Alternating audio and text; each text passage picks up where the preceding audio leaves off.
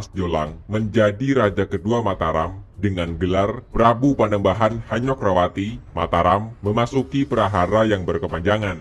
Daerah timur dan pesisir utara mulai memberontak yang didukung para pangeran yang tak puas atas pengangkatan Mas Jolang menjadi Raja Mataram.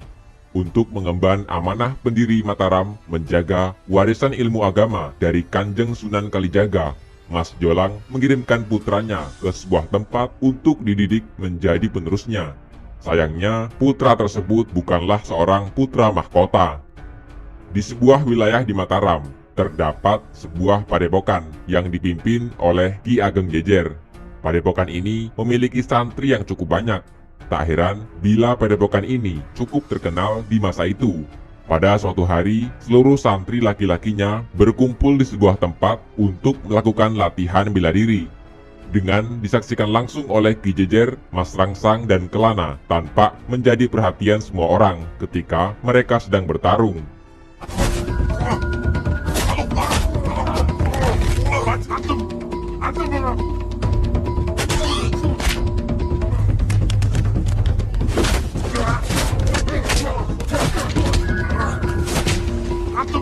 Pertarungan itu berhasil dimenangkan oleh Mas Rangsang. Namun, ia merasa tidak puas karena Kelana selalu mengalah.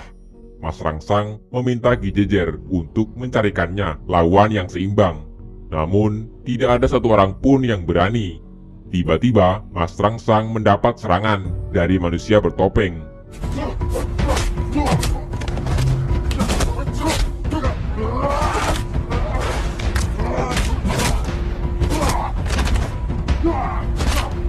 Hampir saja manusia bertopeng itu berhasil mengalahkan Mas Rangsang, namun digagalkan oleh Ki Jejer.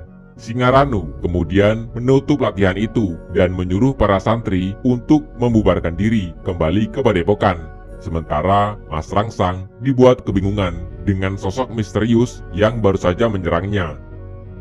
Sekembalinya ke padepokan, Mas Rangsang mendengar Ki Jejer menyebut Lembayung, anaknya Ki Lurasudar yang telah kembali ke Mataram. Kabarnya, Lembayung telah lama pergi menghilang dari Mataram. Karena itulah, ketika mendengar nama Lembayung, Mas Rangsang langsung berlari menuju rumah Ki Lurasudar yang diikuti oleh Kelana. Sesampainya di sana, Mas Rangsang dan Kelana melihat ada sekelompok warga dari Brangwetan atau kini dikenal dengan nama Jawa Timur tengah memohon kepada Ki Lurasudar untuk mengizinkan mereka tinggal di sana. Alasan mereka mengungsi ialah karena mereka tidak kuat membayar pajak yang sangat tinggi di Brangwetan. Tiba-tiba saja, Randu dan pasukannya datang meminta agar Ki Lurasudar segera mengusir para pengungsi karena dianggap membahayakan Mataram. Randu menuduh para pengungsi itu sebagai mata-mata Brangwetan. Ia dan anak buahnya kemudian memaksa pengungsi itu untuk pergi, namun usahanya digagalkan oleh sosok manusia bertopeng.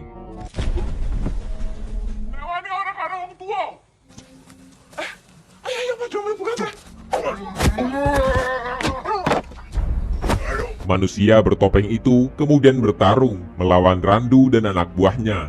Namun sayang, identitasnya berhasil diketahui setelah topengnya berhasil dihancurkan oleh Randu. Dialah Lembayung, anak Ki Lurasudar yang telah lama menghilang. Mas Rangsang? Polisi lanang toh?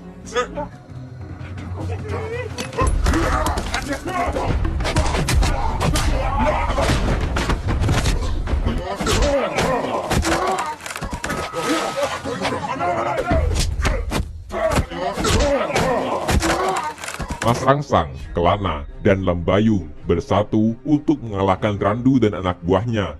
Saat itu juga tampak sesosok bayangan seperti kilat menyambar Randu dan pasukannya. Seketika mereka jatuh tak berdaya. Rupanya itu adalah jurus menggerus raga yang dilakukan oleh Ki Jejer. Ki Jejer marah melihat apa yang dilakukan oleh muridnya, karena hal itu sama saja telah membuat malu eyang guru mereka, yakni Kanjeng Sunan Kalijaga.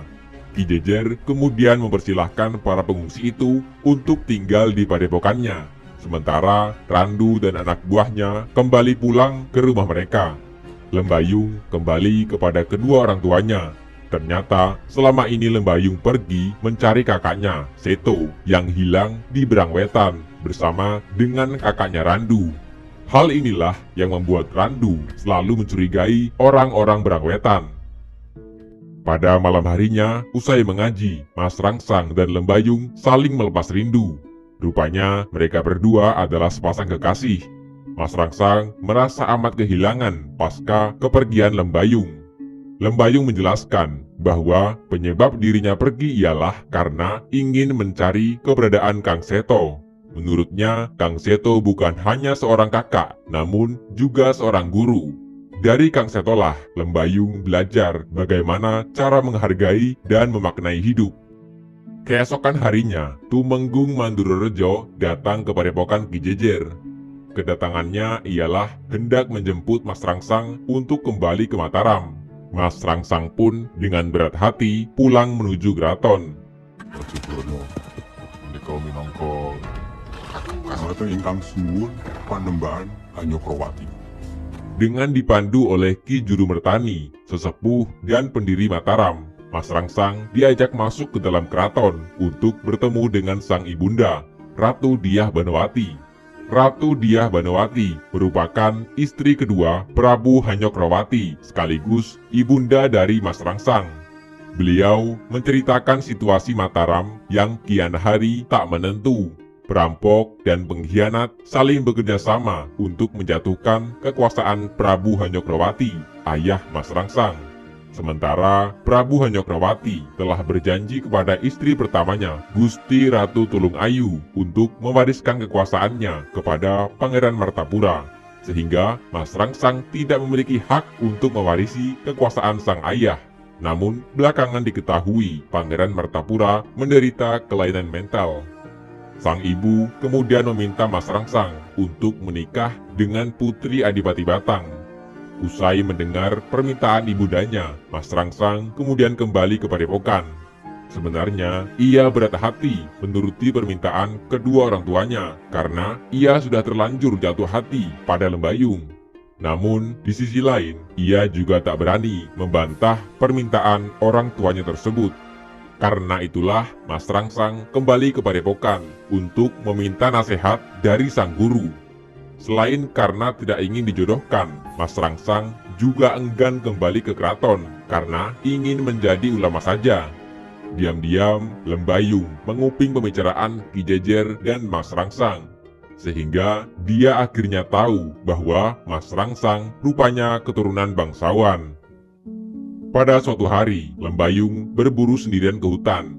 Di sini, ia mendapatkan target 2 ekor kijang yang sedang memadu kasih. Segera ia arahkan anak panahnya ke kijang-kijang itu. Kiranya ia lupa akan kutukan yang menimpa Pandu, ayah Pandawa. Namun, upayanya dihentikan oleh Mas Rangsang yang tiba-tiba saja muncul dari belakang. Sontak, Lembayung terkejut dan segera bersimpuh di hadapan Mas Rangsang. Lembayung bersikap tidak seperti biasanya yang membuat Mas Rangsang bertanya-tanya. Rupanya, Lembayung sudah tahu siapa sebenarnya sosok Mas Rangsang. Hal itu diketahuinya usai menguping pembicaraan Mas Rangsang dengan Ki Jejer tempo lalu. Mas Rangsang marah mengetahui hal itu, karena identitasnya bisa terbongkar kemana-mana. Sebagai hukuman, Lembayung tidak diperbolehkan memanggilnya pangeran, namun cukup dengan nama saja. Lebih enak di keraton toh? Alah, seperti apa kowe bab kraton?